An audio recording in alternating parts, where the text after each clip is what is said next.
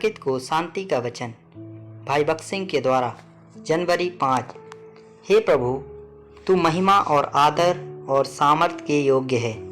प्रकाशित वाक्य 4 अध्याय का 11 पद। मत्ती रचित सुसमाचार 2 अध्याय का 11 पद में हम आराधना में ज्ञानी पुरुषों को देखते हैं। वे गिर पड़े और बालक को प्रणाम किया। तब उन्होंने अपना बहुमूल्य सोना, लोबान और गंधरस की भेंट चढ़ाई। इतनी दूर से आकर उन्होंने उसकी योग्यता को स्वीकार किया। जब वे इस तरह के कीमती उपहार लाए तो उन्होंने एक प्रतीकात्मक तरीके से स्वीकार किया कि जिसकी वे उपासना करने आए थे वह ईश्वर है। जो मनुष्य सोना बन गया, जिसकी वे उपासना करने आए थे, वह उनके लिए कष्ट उठाने आया था। गंधरस, जिसकी वे उपासना करने आए थे, वह उन्हें लोबान, उद्धार देने वाला था।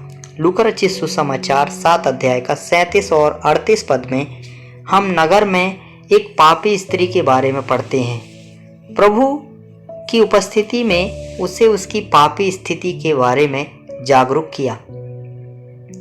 वह अपने पाप पर फूट फूट कर रोई और अपने आंसुओं से उसके पैर धोए।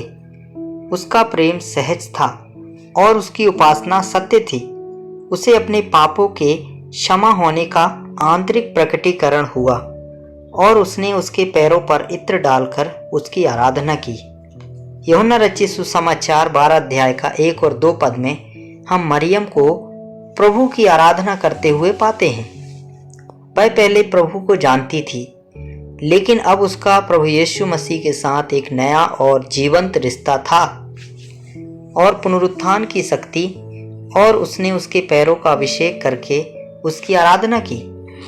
एक बहुत ही विशेष सुगंधित इत्र के साथ उसके पैरों का अभिषेक किया, जिससे घर भर गया।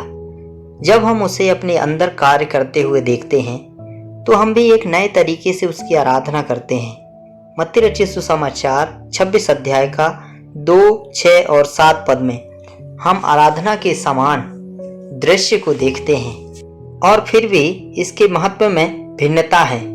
यहाँ यह फसह के पर्व से केवल 2 दिन पहले था और हम मरियम को उसके सिर का अभिषेक करते हुए देखते हैं, क्योंकि उसने महसूस किया कि वह पूरी दुनिया के पापों के लिए मरने वाला था। अंत में हम एक अधिक महिमामय दृश्य देखते हैं, जिसका वर्णन प्रकाशित वाक्य 5 अध्याय का 11 और 12 पद में किया गया है। यह प्रभु यीशु मसीह का महिमित कलीसिया है, जिसमें स्वर्गदूत भी साथ हैं। सभी एकता में उसकी उपासना कर रहे हैं। वध किया हुआ मेमना ही सामर्थ और धन और ज्ञान और शक्ति और आदर और महिमा और धन्यवाद के योग्य है। प्रभु की उपासना करने के बाद हम यह कहते हुए प्रभु की मेज में भाग लेते हैं, मेरे प्रभु वापस आ रहे हैं। जब वह वापस आएगा तो जो काम उसने शुरू किया था वह पूरा किया जाएगा। हम विश्वास से घोषणा करते हैं कि हम उस दिन की प्रतीक्षा कर रहे हैं।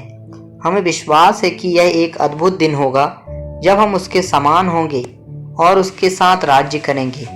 उनके तोड़े गए शरीर में और बहाए गए लहू में हम हर उस प्रावधान को देखते हैं जो हमें उसके जैसा बनाने के लिए किया गया है। मुझे मेरी दुर्बलता, असफलताओं और कमियों के अलावा और कुछ नहीं दिखता। केवल अधर्म, केवल प्रभु में मुझे पूर्णता दिखाई देती है। इफिसियों की पत्री 3 अध्याय का 18 पद में हम एकजुट रहने के महत्व पर ध्यान देते हैं। उनके प्रेम और उद्देश्य को हम कभी भी समझ नहीं सकते। हमें सभी संतों की मदद की जरूरत है। यहाँ बड़ा रहस्य है। जब हमें एक परिवार के रूप में एक साथ लाया जाता है तो हम प्रेम को अधिक और पूर्ण मात्रा में पाते हैं। इस परिवार में ना तो यहूदी है और ना ही अन्य जाति, न पुरुष न स्त्री, सभी एक हैं। विभिन्न परिवारों, देशों, राष्ट्रीयताओं के लोग सभी एक ही प्रभु को ग्रहण करते हैं।